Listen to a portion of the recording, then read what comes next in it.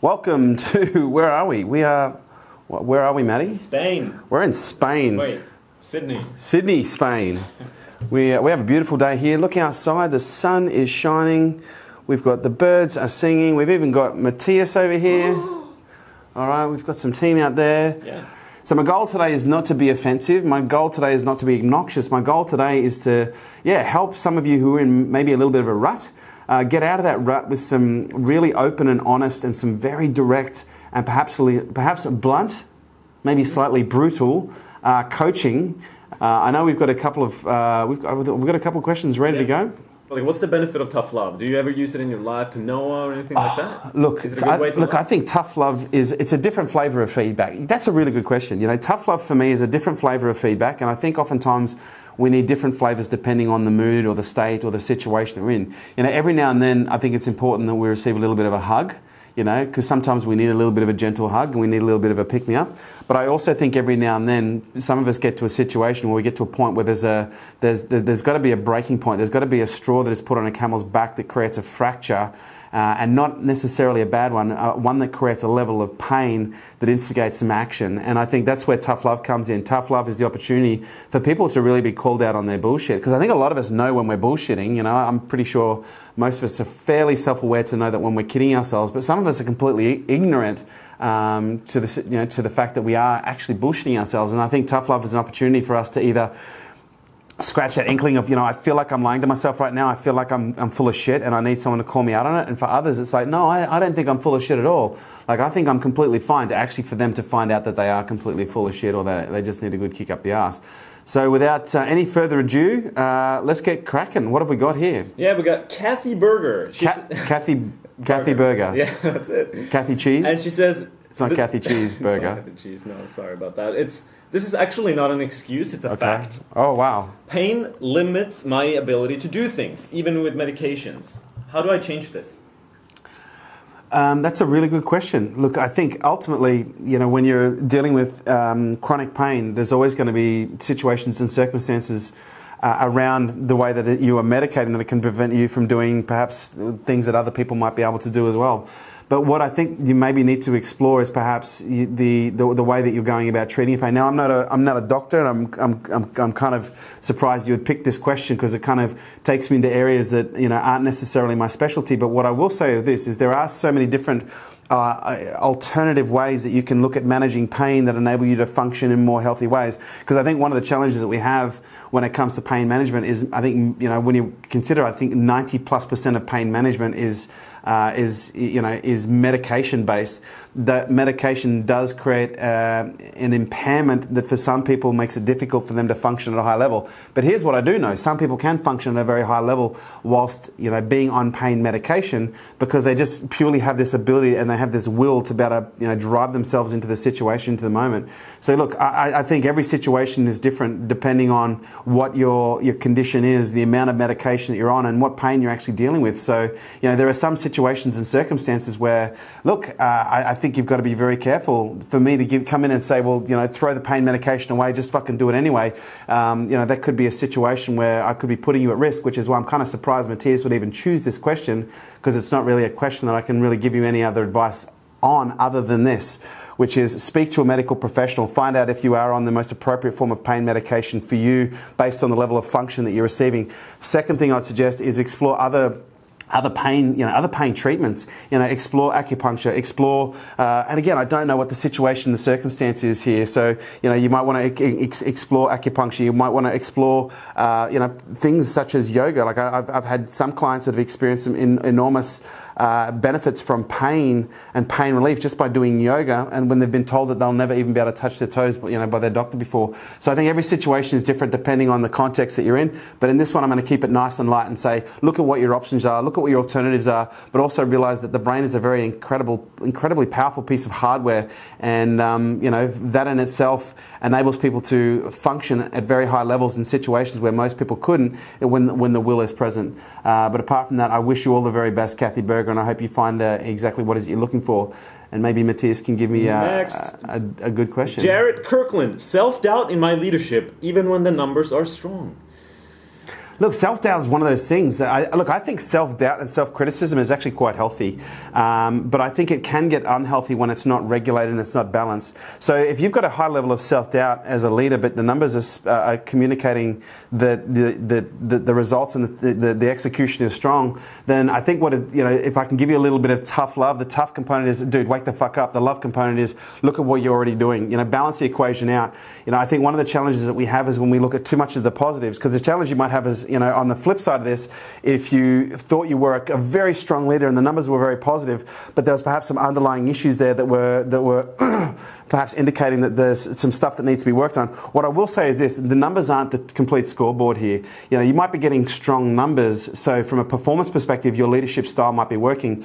But one of the things that I really encourage you to do is look at the emotional component, the EQ side of things, and look at maybe not the top line numbers that relate to the performance, but look at the bottom line relationships that actually affect those top line numbers. And if you do have some self-doubt, I'd really start looking at the opportunity to explore what that doubt is related to, because it may not be related to performance, it may be related to the relationships, and the relationships you have may actually be the one thing that could actually amplify performance to a whole new level. Because the challenge that you have with the situation, and what was his name? Jarrett, is when the numbers when you say the numbers are good, and you're doubting yourself as a leader, it would be very easy for you to go, well, the numbers are good. What else needs to be done?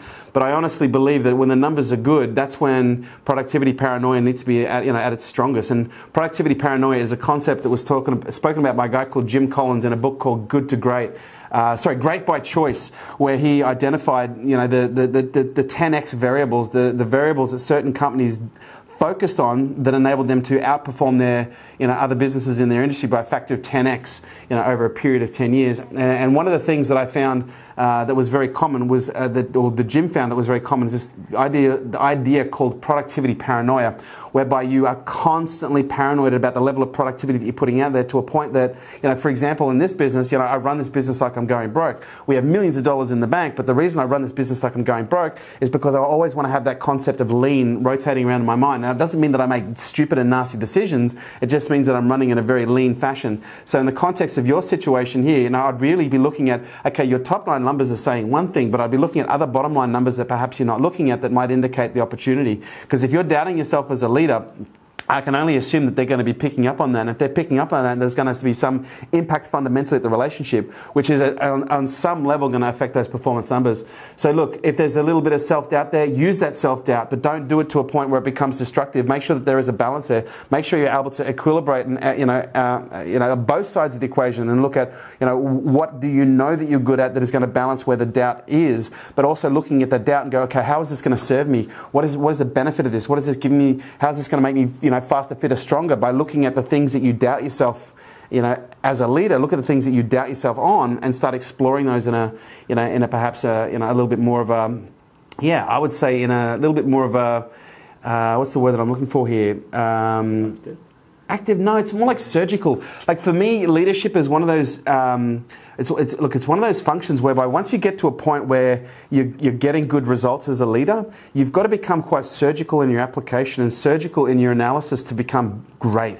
Because it's one thing to be good, and you said the numbers are good, but if you want the numbers to be great, the step from good to great, it really comes down to surgical precision and tweaks. And I think doubt is good when you can look at that doubt and surgically, exercise from that doubt where you think you need the work, and then actually come up with a tactical plan to actually develop and harden and strengthen those areas, where there is doubt. I think doubt is actually, it's quite healthy. I think doubt is one of those things that can drive us. And I think doubt ultimately is one of those things that can make you better if you allow it to. So give that a shot, my friend, and see how you go with that. What have we got next? Shout out to Luke Curry. I'm walking through Walmart watching this video. Luke in Walmart. And Gail Lewis says, I'm two-time poor to lose weight. I'm two-time poor to lose weight. Wow, that's fantastic, because I have it on very good authority that it actually takes time to eat. So there you go. If you want to lose weight, stop eating. Okay, and not only will you lose weight, you'll have more time. Fucking problem solved. I love it. That being said, I do want to kind of punch into this because, you know, I'm someone who's very, you know, obnoxiously efficient when it comes to the use of my time. And one of the reasons that I choose the intermittent fasting schedule is because it means instead of me eating, you know, 3 to 4 times a day, I'm only really eating 2 to 3 times a day, but I'm doing it within a very limited window. So, like for me, I don't start eating most days until about 2 o'clock every day, and most days I'll finish eating by about 8 o'clock every evening. And so for me, I'm not eating my first meal until 2 o'clock, which is very time effective. So if you're time poor and you can't lose weight, then one of the first things you could do is maybe give up a meal. Okay, first thing you can do is give it to charity, but that time that you've then used to prepare that meal, buy that meal, eat that meal, digest that meal, you can then invest into mobility. Like actually, you know, give up breakfast and replace it with mobility. Go for a walk around the block, take the dog for a walk, do 100 push-ups, do 100 sit-ups, do 100 fucking star jumps or 100 air squats. You know, just working that into your system. It'll take you less than 15 minutes to do 100 push-ups, 100 air squats, and 100 sit-ups. And if you can do that, you know, 15 to 20 minutes every day with the time that it was taking you to eat breakfast, you've then replaced breakfast with exercise. Okay, you're now actually eating in a smaller window, so you're only going to be eating twice a day instead of 3 times a day. As a result, your metabolism is going to increase. You're going to burn more calories. You become fat adapted, not sugar adapted, which means you'll have more energy, you'll have more clarity, your immune system will be stronger, you'll be able to fight infection and ward off disease and all sorts of fucking early onset dementia and Alzheimer's, so you're going to be better anyway. So answer, problem fucking solved. Yeah, stop eating. Start exercising. That was easy. Fuck, that was just too easy. Jeremy Kindness. Jeremy Kindness, that's a kind name. Kerwin, I need confidence. And how do I take failure better? How do you take? Okay, I need more confidence. How do I take failure better? Let's start with how do I take failure better. Start looking at the benefits of failure. You know, the reason that you don't take failure the right way is you clearly don't have a great relationship with failure.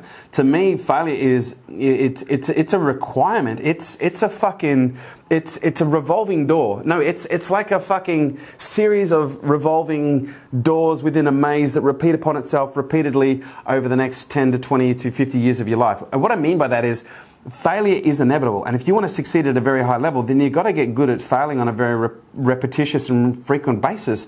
And so for me, you know, if you're not dealing with failure well, then you're not cut out to be an entrepreneur. So you've got 2 choices here. You either learn how to deal with failure better, or you stop failing, meaning that you stop trying, because you stop failing if you stop trying.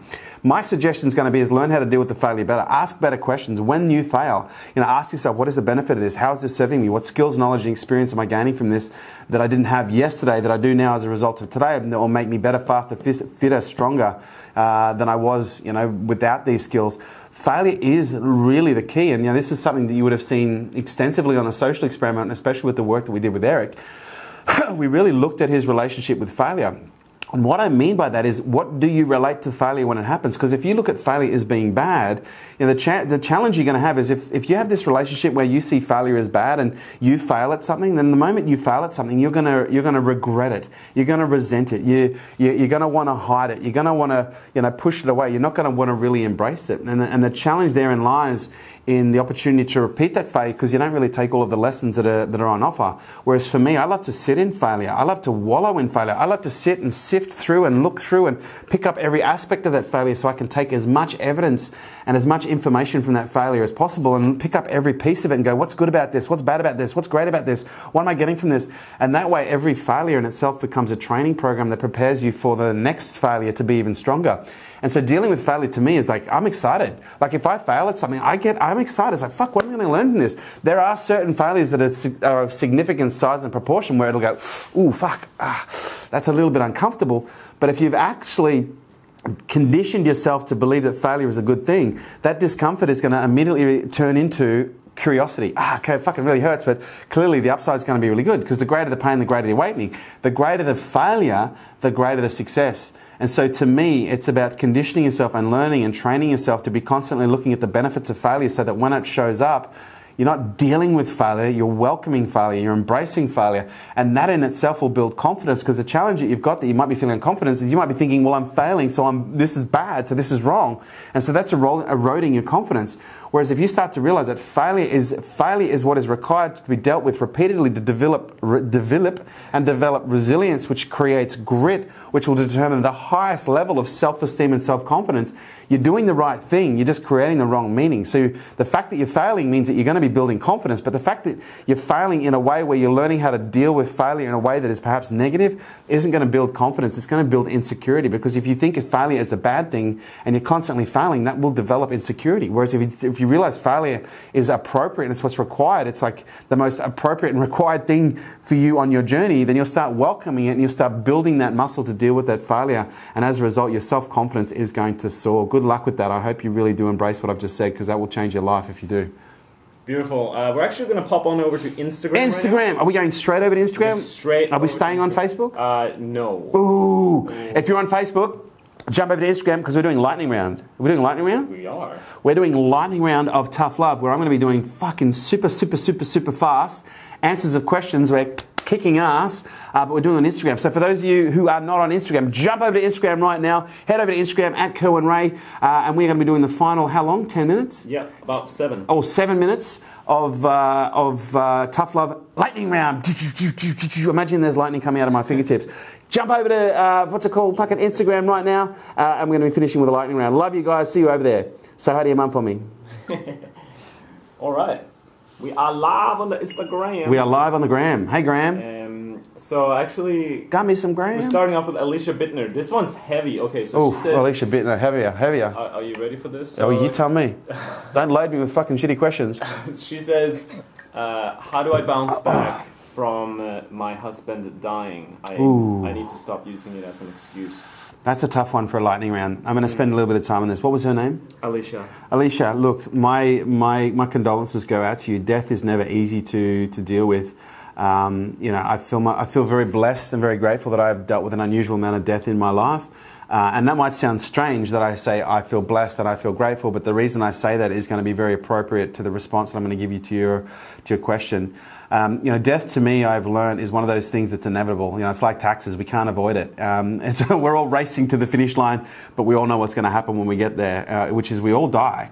And death is a product of life. In fact, it's an equal component of life, because without death, we can't experience life. Without life, we can't experience death. And the contrast of that relationship in the middle, we have this experience. And I think death is very appropriate for us to keep in the forefront of our minds, because it oftentimes will enhance the experience of the life that we're living in every moment. I think sometimes with the absence of death, some of us live this life with a level of entitlement where we just feel this abundance is just going to last forever. And energetically it does, but in this mortal space, in this psychological space, we do have a limited time frame. So I think one of the greatest gifts that death can give us is a level of appreciation around life. And when we start to appreciate life as a consequence of experiencing death, and death through our friends, death through our loved ones, our family, but gosh, in situations like this, I can only imagine the pain involved through your husband must have been, I can only imagine it would have been traumatic. But it was Buddha himself who said, the greater the pain, the greater the awakening. And I honestly believe that, pain is brought into our life in many different forms, through loss, through gain in some cases, and through many different forms to awaken us to the things, to the gifts that were there that we perhaps were a little bit unconscious towards. And so one of the ways that I've learned how to deal with death is, first of all, to balance the relationship between life and death, and keep me conscious of death. That makes me appreciate life more. And I can almost say with a lot of sense of certainty that I'm sure your husband's passing has given you a much greater sense for life, especially with what he's left behind. If you have kids, did she mention that they have kids? No mention of kids, but if you've got kids, like the legacy that you've left behind, that's an incredible, beautiful legacy that is I'm going to assume, make you appreciate, or give you the opportunity to appreciate that life even more. The other ways that I've learned how to deal with death is by really looking at the benefits of what that person has brought into my life. Like literally, I'm talking about sitting down with a pad and pen, and I'm talking hours sitting down and writing down, hundreds, if not, close to 1,000 benefits that were received as a result of having this person in my life and having them leave. Because I think the challenge is when someone dies, oftentimes the thing that we focus on is the loss. What we often fail to balance out, which creates the charge, which creates deep trauma, is what was the gift. And there is always going to be loss as a result of death, but there cannot be loss without gain, because it's just a universal principle. There is a duality in everything that we do. So whenever you experience of something and you feel like you've lost, in order for you to experience loss, then on the other side of that, you must have gained something. And so I think what we should do when we lose a loved one is we should sit down and not just spend all of our time in grief focusing on loss, although that's important. Grief is an important component, but we must be balancing out our grief with celebration by focusing on the gain. And what did we get? What did we gain? What did we achieve? What were the blessings that were given to us as a result of the life that we shared with this individual? Now, the challenge that we'll have, and this goes for everyone, is, in the moments of trauma when the grief is fresh and the grief is early, this is one of the most difficult and most challenging things that you can do. So oftentimes, one of the things I've observed is sometimes grief needs to take at least some of its natural course. Once I'm not sure how fresh it is since you've lost your husband, but I'm going to assume if it's been recently, there's going to be a period of natural grieving that is required where you just need to get out and you need to grieve. You need to release that energy and allow that energy to go through you. You need to be breathing deeply and strongly in any emotions that you're experiencing. Allow it to transition and transmute through your body. And once you've expressed and experienced a level of grief, whether that could be over a period of days, and for some cases it could be a period of weeks, what we don't want to do is we don't want to allow it to achieve a level of momentum that can start to pull us down.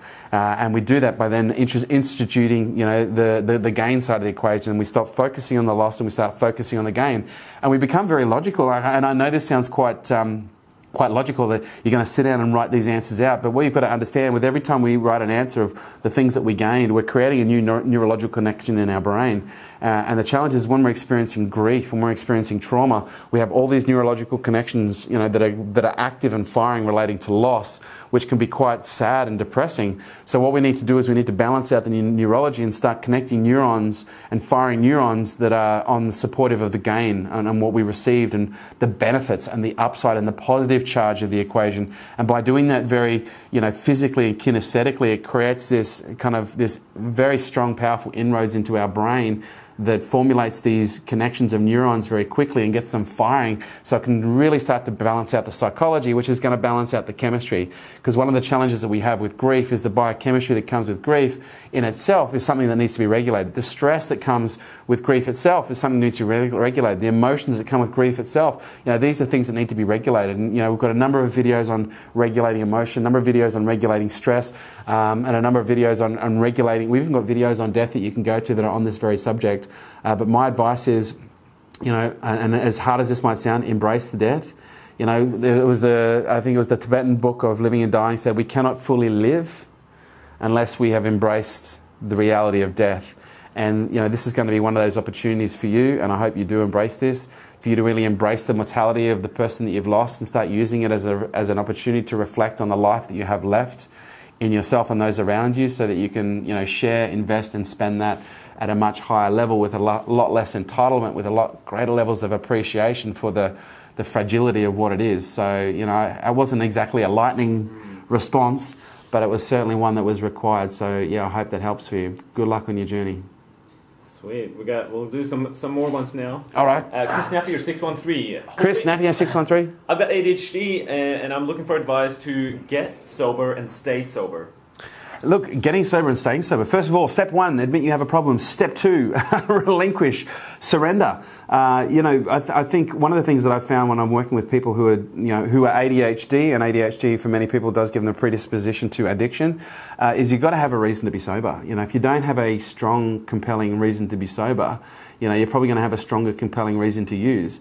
And one of the things that I can tell you is life gets better when you're sober. But oftentimes, the gap between sober and the gap between, someone using and sobriety is so small that they can't see that. And it can be filled with all sorts of emotions that revolve around when people are going through their own detox that make them believe otherwise. So what I will say is this. You need to have a very high level of self-awareness. Okay, you need to admit that there is a real and apparent issue. You need to be willing to get help, okay, when it is required, if you can't fundamentally make the shift on your own. And even if you do get help, you need to be having a reason that is fundamentally bigger.